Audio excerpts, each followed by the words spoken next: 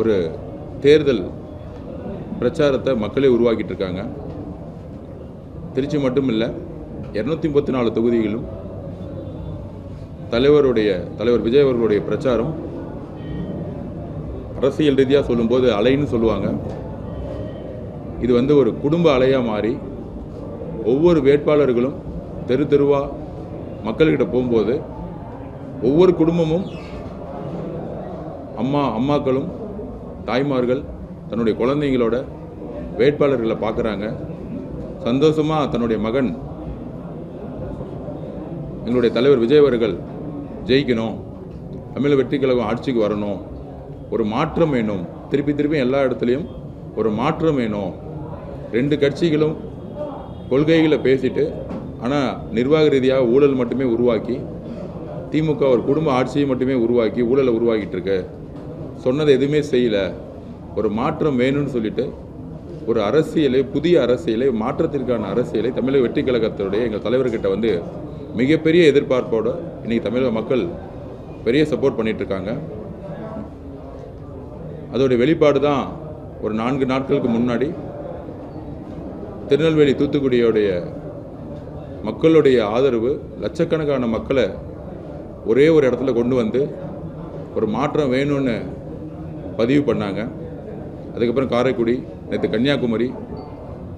எங்களோட தலைவர் good governance, நல்ல அரசு எப்படி இருக்கணும், குட் கவர்னன்ஸ் சொல்லக்கூடிய ஒரு டிரான்ஸ்பரன்சியான ஒரு அரசு எப்படி இருக்கணும் அப்படிங்கிற வாக்குறுதியெல்லாம் நேற்று கொடுத்ததை பார்த்துருப்பீங்க. எங்களுடைய விஷன் என்ன, மேனிஃபெஸ்டோ என்னன்னு கூடிய சீக்கிரம் தலைவர் அவர்கள் வெளியிடுவார். திருச்சியை பொறுத்த வரைக்கும் நேரு அவர்களுடைய குடும்பம், மகேஷ் பொய்யாமொழியோட இன்னொரு ஃபேக்ஷன்ஸ், அதுக்கப்புறம் திரு மு க ஸ்டாலின்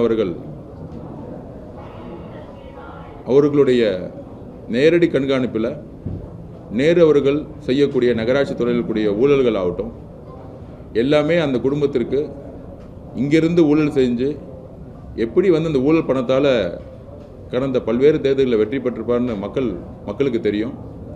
இப்போ அண்ணன் நேரு அவர்கள் குடும்பத்திற்கு எதிராக ஒரு மிகப்பெரிய மக்களுடைய எழுச்சி திருச்சி முழுவதும் தெரியுது. ஏன்னா இங்கே இருக்கக்கூடிய ஒவ்வொரு தொகுதியிலும் வேட்பாளர்கள் சாதாரண வேட்பாளர்கள் இருந்தாலும் ஒவ்வொரு வீடுக்காக போகும்பொழுது குடும்பமாக வராங்க. அதனால் திருச்சியில் இருக்கக்கூடிய செயல்வெளி கூட்டங்களும் பயிற்சியும் இன்றைக்கு நடந்துக்கிட்டு இருக்கு.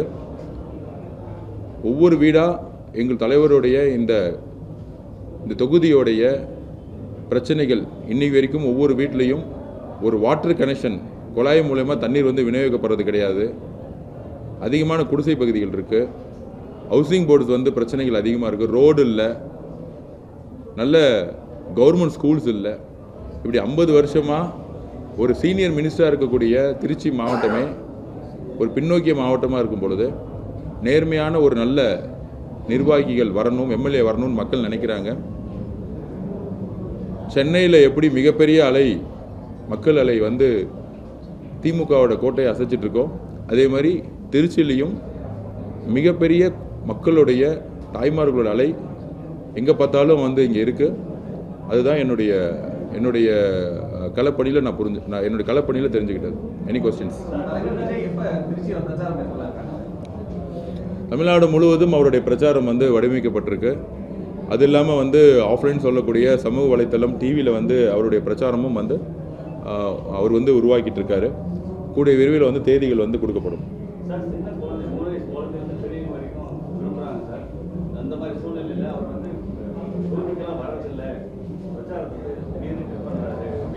இல்லை, ஒரு தலைவர் தமிழ்நாடு முழுவதும் பிரச்சாரம் பண்ணும் பொழுது நாமினேஷன் பண்ணி முடிச்சுட்டு இப்போ தான் போன வாரம் தான் அவர் திருச்சி ஃபுல்லாக இருந்துட்டு போனார். உங்களுக்கு தெரியும் அவருடைய வருகை எந்த அளவிற்கு லட்சக்கணக்கான மக்கள் வரும்பொழுது காவல்துறை அதுக்கான ஸ்பெஷல் பிளான் பண்ணணும் ஆக்சுவலாக. அதனால் மாவட்ட ரீதியான பயணம் தான் அவரால் மேற்கொள்ள முடியுமே தவிர திருச்சியில் இருக்கக்கூடிய ஒவ்வொரு தெருக்கள் போகக்கூடிய சாத்தியமில்லாத சூழ்நிலை இன்றைக்கி இருக்குது. ஆனால் எங்களோட தலைவர் அப்பயே பதிவு பண்ணார், எம்எல்ஏவாக மக்கள் தேர்ந்தெடுக்கப்பட்ட பிறகு ஒரு கலெக்டர் ஆஃபீஸ்க்கு ஈக்குவலாக ஒரு எம்எல்ஏ ஆஃபீஸ் உருவாக்கப்படும். அதில் அனைத்து துறைகளுக்கும் தேவையான ஒவ்வொரு தெருக்களிலும் மக்களுக்கு தேவையான அது ஒரு மின்சார பிரச்சனை ஆகட்டும், அதுக்கப்புறம் வந்து குடிதண்ணீர் பிரச்சனை. திருச்சியில் எங்கே பார்த்தாலும் காவேரி தண்ணீர் இங்கே பக்கத்தில் தான் இருக்குது. ஆனால் தொகுதி மக்கள் இருக்கக்கூடிய ஒவ்வொரு வீட்லேயும் வந்து ஒரு குழாய் தண்ணீர் கூட ஒவ்வொரு வீட்லேயும் ஒரு குழாய் தண்ணீர் கூட இன்னும் வந்து கொடுக்கப்படாமல் இருக்குது. குடிசை வீதிகள் இன்னும் அதிகமாக இருக்குது. இந்த மாதிரி வந்து ஒரு கவர்மெண்ட் ஸ்கூல்ஸ் வந்து பார்த்தீங்கன்னா ஒரு தனியாருக்கு மையத்துக்கான ஒரு கவர்மெண்ட் ஸ்கூல்ஸ் இல்லை. இது மாதிரி அடிப்படை தேவைகளை இன்னும் வந்து நிறைவேற்றாமல் திராவிட மாடல் 2.0ன்னு சொல்லியிருக்காங்க. அதை ஆஃபீஸ் போட்டு ஒவ்வொரு மாதமும் வெற்றி பெற்ற பிறகு இங்கே இருக்கக்கூடிய தொகுதி மக்களை வந்து சந்தித்து அவரோட குறையை வந்து சரி செய்வேன்னு வந்து சொல்லியிருக்காரு. ஆக்சுவலாக கூடிய சீக்கிரத்தில் திருச்சி கிழக்கு மட்டும் இல்லை, தமிழ்நாட்டோட ஒட்டுமொத்த மேனிஃபெஸ்டோ ரிலீஸ் பண்ணுவார். அதேமாரி திருச்சி கிழக்கில் என்னென்ன தேவைகள் இருக்கோ அதுக்கான வாக்குறுதியும் கூடிய சீக்கிரத்தில் வந்து கொடுக்குறேன்னு சொல்லியிருக்கிறாரு. அதுதான் அவருடைய பதிவாக நான் சொல்கிறேன்.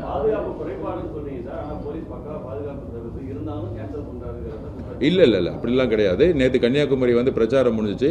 அதில் வந்து ஒரு நல்ல கவர்மெண்ட் வந்து கவர்னன்ஸ் வந்து எப்படி இருக்கும் அப்படின்னு சொல்லியிருக்கிறாங்க. சில இடத்துல வந்து பிரச்சாரத்தோடைய வழிமுறைகள் வந்து எந்த இடத்துல ஸ்பாட் நம்ம ஒன்று கேட்போம், இன்னொரு ஸ்பாட் வந்து அவங்க கொடுப்பாங்க.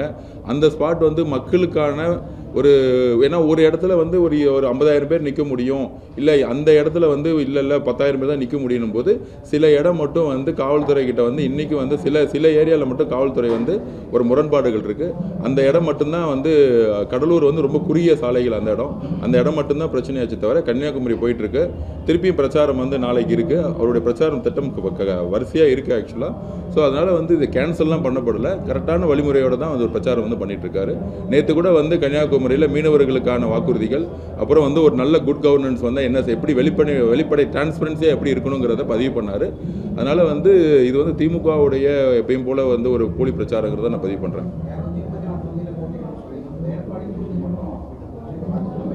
இல்லை அது நான் அப்படியே பதிவு பண்ணிட்டோம். அந்த தொகுதியில் வந்து ஒரு கருப்பாடு எப்பயுமே ஒரு கட்சின்னு ஒன்று உருவாக்கும் பொழுது ஒரு கட்சியில் நிறைய பேர் வருவாங்க போவாங்க, சில துரோகிகள் இருப்பாங்க. கண்டிப்பாக அதை நேற்றே பதிவு பண்ணேன். எடப்பாடி தொகுதியில் அதிமுக கேண்டிடேட்டாக இருக்கக்கூடிய எடப்பாடி அவர்கள் அந்த கேண்டிடேட்டை பேசி அவரை வந்து விலைக்கு எடுத்துட்டாரு. அது வந்து ஜனநாயகத்துக்கு எதிரான செயல். அதை கேட்டால் அதை நான் செய்யலைன்னு சொல்லுவாங்க. மக்களுக்கு தெரியும். அதுக்கு அங்கே வந்து யாரை வந்து சப்போர்ட் பண்ணணும், என்ன பண்ணணுங்கிறது தலைவர் அவர்கள் கூடிய சீக்கிரத்தில் முடிவு பண்ணுவார்.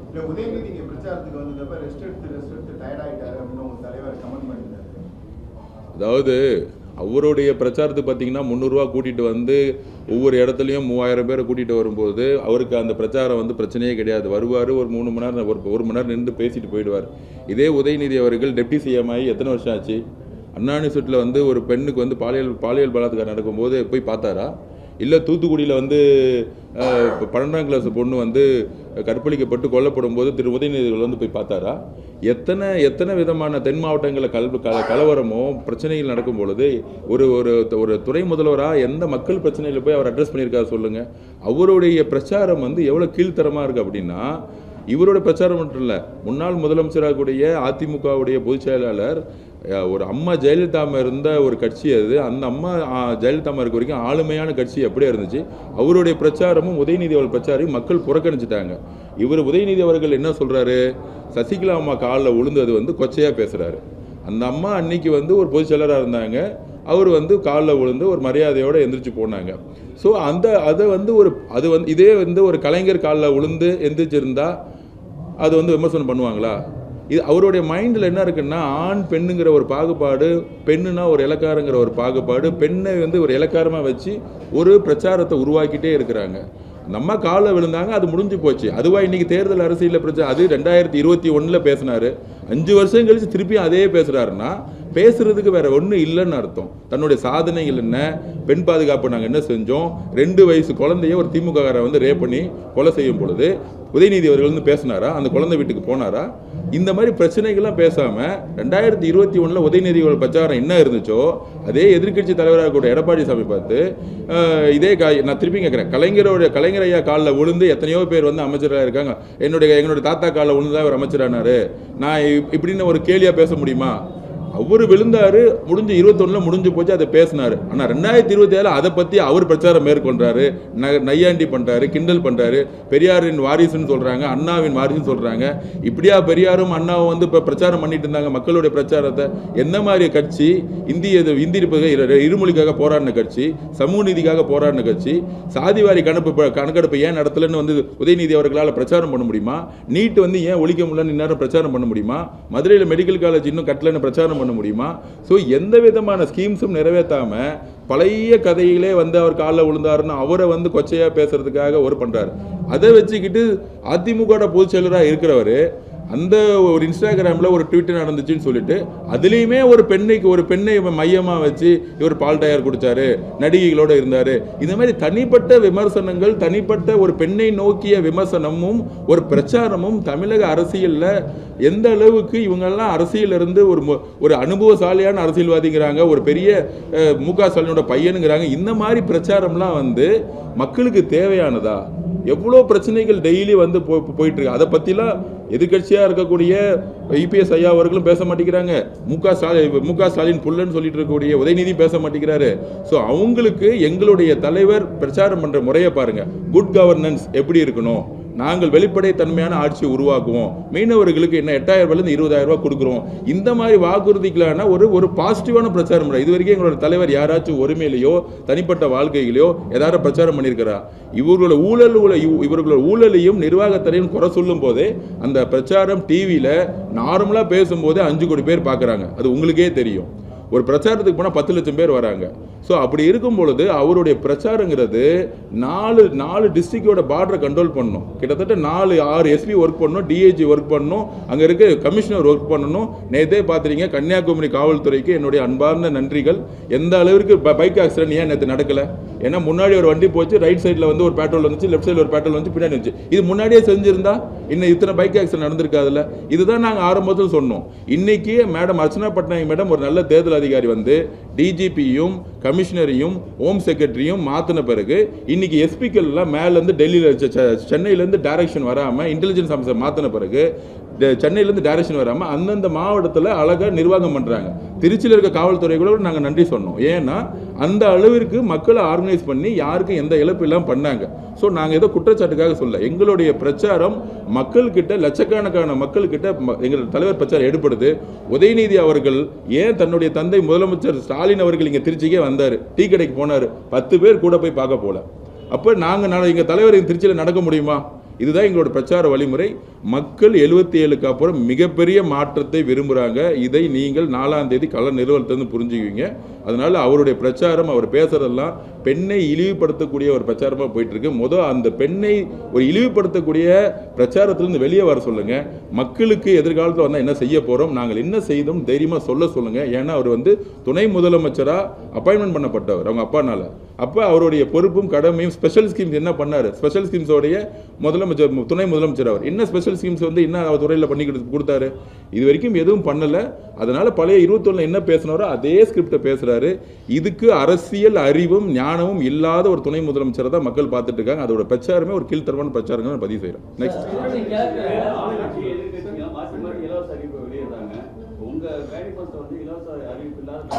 இல்லை இலவசம்ங்கிறதுல வந்து நான் வந்து அந்த வார்த்தை தவறு. அதாவது இன்னும் சமூக கட்டமைப்பில் வந்து இன்றைக்கும் இந்த பாருங்க, இந்த திருச்சி கிழக்கில் எடுத்துக்குவாங்க, ஆல்மோஸ்ட் 40% வந்து ஸ்லம்ஸும் ஹவுசிங் போர்ட்ஸ் இருக்க ஏரியா தான் இருக்குது. அப்போ வந்து இந்த 50 வருஷமாக இருக்கக்கூடிய ஆட்சிகள் வந்து அவங்களுக்கு வந்து இலவசமாக ஒரு அரிசி கொடுத்துட்டா போதும், ஓட்டுக்கு வந்து 5000 ரூபா கொடுத்துட்டா போதும்னு நினைக்கிறாங்க. உண்மையான வளர்ச்சிகள் எல்லாத்துக்கும் வர வரைக்கும் அவங்களுக்கு வந்து ஒரு தேவையான ஒரு ஒரு தோழமையோட ஒரு பங்கீடை கொடுக்கணும்னு நினைக்கிறோம். அதனால தான் 2500 ரூபா சொன்னோம். நம்ம அதில் வந்து எந்த ஒரு சமூக நீதிக்கான சமூக மாற்றத்தை உருவாக்கணும்னா அது கல்வியிலையும் சரி, உணவு முறையிலும் சரி, ரேஷன்லையும் சரி, அவங்களுக்கான இப்போ நாங்கள் வந்து எஜுகேஷனில் வந்து கொலாட்ரல் இல்லாமல் 20 லட்ச ரூபா வரைக்கும் லோன்னு சொல்லியிருக்கோம். இப்போ நான் படிக்கும்போது MBA படிக்கணும்னு நினச்சேன். ஆனால் IOB போகும்போது கொலாட்ரல் இருக்கான்னு கேட்டாங்க. ஒரு சாதாரண மனிதனுக்கு எங்கே வீடு இருக்கும்? வீடு இல்லாதவனுக்கு MBA படிக்க முடியாது. அப்போ எங்களோட தேர்தலில் பேரில் கொலாட்ரல், அதாவது எந்த விதமான சொத்தே இல்லாமல் 20 லட்ச ரூபா லோன் கொடுக்கப்படும் சொல்லியிருக்கோம். இதெல்லாம் வந்து ஒரு பாசிட்டிவான ஒரு முன்னேற்றத்துக்கான ஒரு மேனிஃபெஸ்டோ இருக்குங்கிறத நாங்கள் பதிவு பண்ணுறோம். தேவையில்லாத பொருட்கள் இந்த மாதிரி 8000 ரூபாய் கூப்பன் கொடுக்கறது இதெல்லாம் வந்து தேர்தலில் திமுக தான் வந்து தேர்தல் கதாநாயகன் எப்பவுமே சொல்லுவாங்க. ஆனால் தேர்தல் அறிக்கை வந்ததுன்னு தெரியல, போகுதுன்னு தெரியல. தேர்தல் அறிக்கையிலையும் திமுக தோல்வி அடைஞ்சிருச்சுங்கிறத நான் பதிவு. பேர்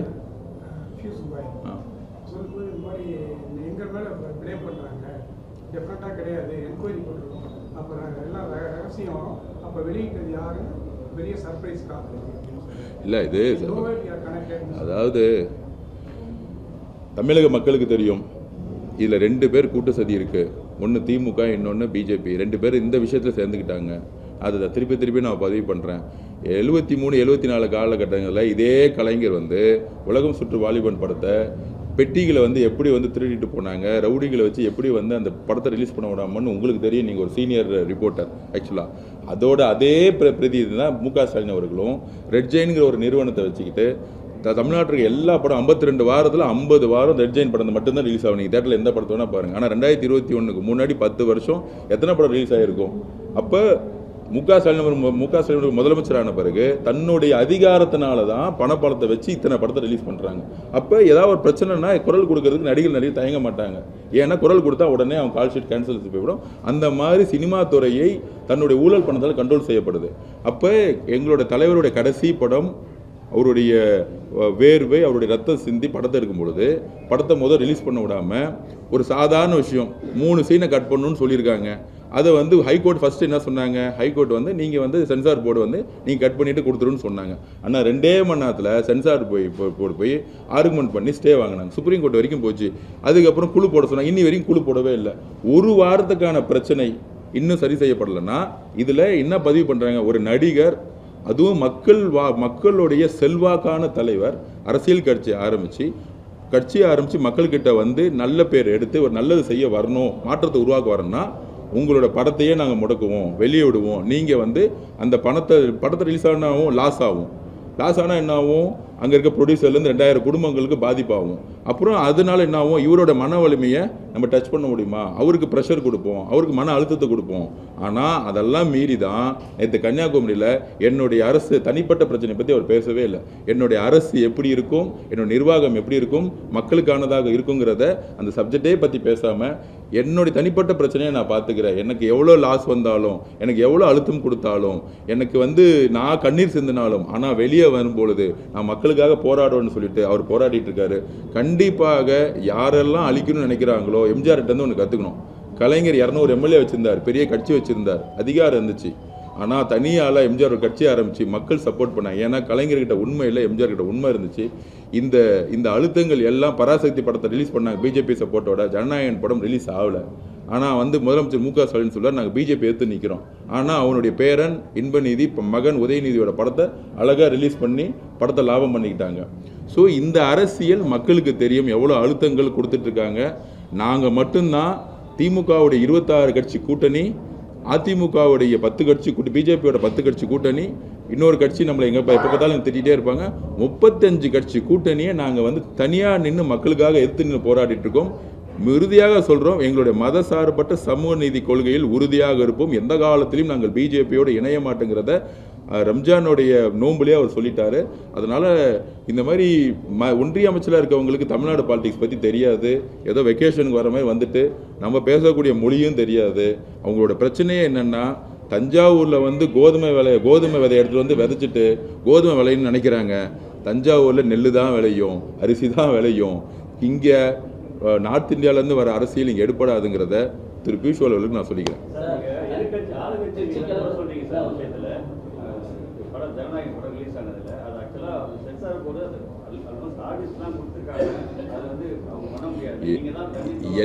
இல்லை எந்த ப்ரொடியூசர் தானே வந்து தலையில் வந்து மண்ணை தூக்கி போட்டுவாங்க?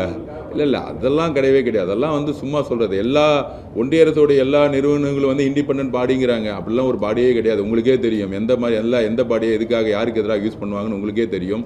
ரெட் ஜெயினால் இங்கே இருக்கக்கூடிய 5000 சினிமா தேட்டர்ஸ் கண்ட்ரோல் பண்ணப்படுதா இல்லையா?